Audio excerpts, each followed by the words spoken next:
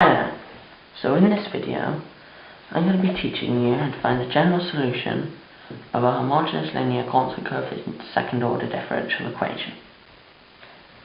So, now the way you start is you've got to write down the auxiliary equation, which is the quadratic equation where the coefficients in order are given by first this, then this, then this. So the auxiliary equation here would be lambda squared, or 1 lambda squared, minus 6 lambda plus 5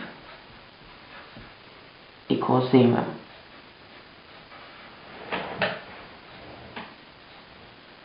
Okay, so now I've got to solve this and find the solutions. Now I know that I can factorize this to get lambda minus 1 lambda minus 5 equals 0.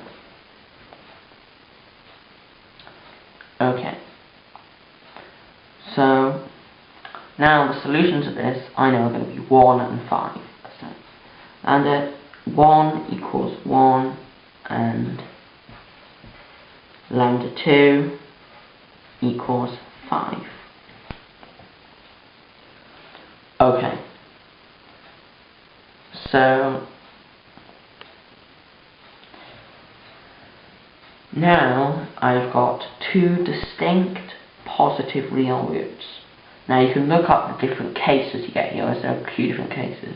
In this case I've got a table with me, and this says that the solution is going to be y equals c, where c is a constant, e to the lambda 1 was 1x, which is really just x, plus d e to the 5x, where c and d are arbitrary constants. And that is just the general solution in the equation.